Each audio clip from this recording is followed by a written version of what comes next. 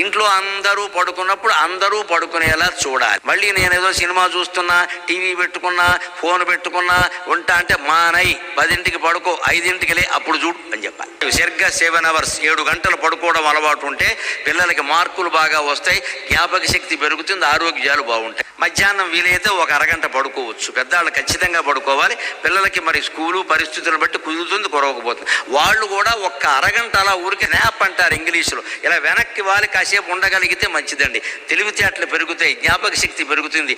ఎంత సాఫ్ట్వేర్ ఆఫీసులో పనిచేసే వాళ్ళకైనా మధ్యాహ్నం అరగంట కాస్త విశ్రాంతి తీసుకుందుకు సమయం ఇవ్వాలి ఖచ్చితంగా, లేకపోతే వాళ్ళు పని చేయలేరు. పనిశక్తి తగ్గిపోతుంది, కంపెనీకి ఆదాయం కూడా తగ్గిపోతుంది. ఇది ఊరికే కూర్చుంటారు అంతే. వీళ్ళు ఒక అరగంట ఆ సీట్లో అదేదో కాస్త రివాల్వింగ్ చైర్ ఉంటుంది కదా, కాస్త వెనక్కి వాలి, పుష్ బ్యాక్ ఉంటే వాలి కాసేపు కళ్ళు మూసుకుని భగవన్నామస్మరణ చేసుకోవాలి. నిద్ర పట్టినా పట్టకపోయినా మళ్ళీ శుభ్రంగా రాత్రి 10 వరకు పనిచేయగలిగిన శక్తి వస్తుంది. దాని ప్రయోజనం అది.